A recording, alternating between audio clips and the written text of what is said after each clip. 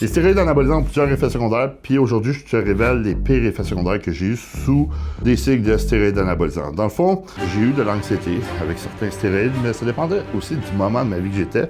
J'ai eu une perte de patience sur le train, mais il faut penser que j'étais aussi en diète hypocalorique, parce que quand je faisais du train une entate, hors saison, j'avais pas de perte de patience parce que j'étais riche en nourriture. Mais quand t'es bas en pourcentage de gras, t'as peu de nourriture, tu vas perdre patience, peu importe. Dis-toi que les stéroïdes font juste amplifier ce que tu fais. Ce qui veut dire que t'as une personnalité agressive, tu vas être plus agressif. Ce qui veut dire si t'as faim puis tu perds patience parce que t'as faim, ben tu vas perdre encore plus patience. Moi, j'aime pas le trafic, je perdais patience dans le trafic puis je pétais des coches. Ouais, exactement.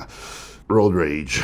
Dans le fond, les stéroïdes, j'ai jamais eu d'effet secondaire sur le clenbutérol, même à haut dosage, j'ai dosé assez haut. J'ai dosé à 150 mcg par jour, qui est énorme. J'ai jamais eu de palpitations cardiaques, j'ai jamais eu de shake comme ça. T3, j'ai jamais eu d'effet secondaire, ma thyroïde est toujours revenue à la normale. Ensuite, hormones de croissance, effet secondaire que j'ai eu le tunnel carpien au début quand j'ai commencé à en faire.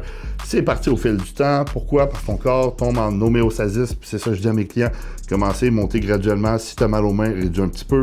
Ensuite, tu peux réaugmenter, tu vas voir, ça va partir. Exactement. L'hormone de croissance, ça part, le mal de main, le tunnel carpien.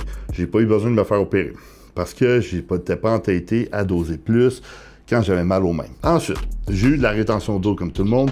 Haute pression, je n'ai pas eu. Le pire effet secondaire, honnêtement, que j'ai eu, c'est l'élévation de la prolactine. Ce qui veut dire, sur le Trenbolone NPP, Décodurabolin, des 19 Nord, si je gérais mal mon estrogène, même si je gérais bien mon estrogène, j'avais une élévation de la prolactine absurde. Ce qui veut dire que j'avais mal au sein. Ce qui veut dire que quand tu as une élévation de la prolactine, tu peux débander. Oui, c'est malheureux. Ensuite, tu peux avoir de la lactation. Ce que j'ai eu, c'est qui est pas très cool chez un homme. Ouais, c'était pas très cool. Je capotais, honnêtement. Non, du droit. Lactation, du droit, j'appuyais, bam, une goutte, j'étais comme, what the fuck? Puis je capotais, je savais pas ce qui se passait. Au moins, c'était pas du pu, hein? Dans le fond, ce que j'ai fait, c'est que je me suis renseigné. J'ai été lire sur Google, parce que personne comprenait ce qui se passait.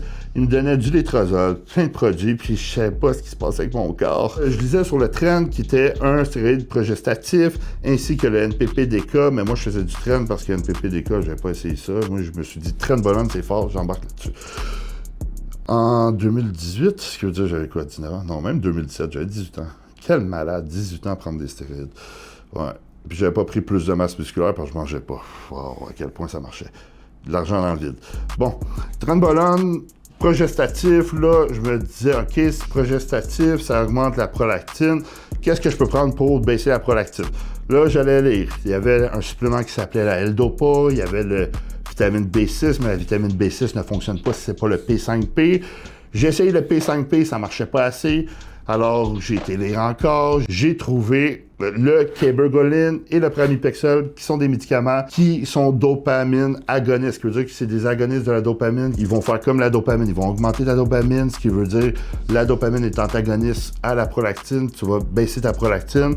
Puis tu vas avoir des érections du tonnerre quand tu es sur le train. Parce que le train puis le décolle NPP, ça peut causer ça sur certaines personnes. Moi, il me faut tout le temps du Prami sous la main ou du Caber. Sinon, je fais pas de train. Parce que j'ai mal au sein, sinon. Puis c'est pas très drôle. Puis je veux pas que ma gyno grossisse. Parce qu'elle apparaît pas, mais elle peut grossir, oui. Le Pramipexole, certaines personnes vomissent là-dessus. Moi, j'ai jamais eu cet effet secondaire-là. Je l'ai monté à 1 mg à 2 mg et j'en ai pris en sacrement du Pramipexole. Je vous le dis. Puis tu te sens bien là-dessus. Puis en plus, le Pramipexole, ce qui est cool, c'est que vu que tu inhibes ta prolactine, ben même si tu viens, tu peux refaire l'amour, baiser encore, whatever. Parce que quand tu viens, puis tu débandes, c'est de la prolactine que tu produis pour te faire débander. Puis là, tu inhibes ta prolactine. Ce qui veut dire que tu peux t'y donner au fond, mon gars. Je te le jure. Alors, tu peux baiser toute la journée si tu veux. Ouais. Tu vas avoir mal à la fin de la journée, mais ça va se faire. Si tu aimerais progresser, gagner le plus de masse musculaire le plus rapidement possible ou perdre du gras, n'hésite pas à me contacter en coaching. Dans le fond, moi, je suis Gabriel Garipi, IFBB Pro. En Open Bodybuilding, j'ai amené 8 personnes IFBB Pro au travers des dernières années. J'ai des centaines de transformations physiques. Avec moi, ça comprend du coaching complètement personnalisé, programme d'entraînement, suivi hebdomadaire, ainsi que diète personnalisée fait pour toi pour que tu aies les résultats désirés. Alors, je laisse mon lien dans la description. N'hésite pas à prendre une consultation, c'est totalement gratuit. Alors moi, au lieu de lâcher le Trenbolone, ma solution c'était de prendre du Prami parce que le Trenbolone, c'est la clé du succès.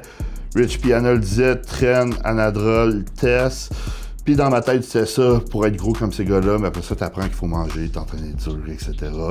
Puis certains de mes clients comprennent pas ça. Ils pensent qu'il faut juste prendre des stéroïdes, puis ça fait la job, puis certains s'entraînent pas assez dur, mais c'est faux. Donc, ma seule mauvaise expérience avec les stéroïdes, c'était vraiment la prolactine. À part ça, j'en ai pas eu. J'ai eu les hypoglycémies sur l'insuline.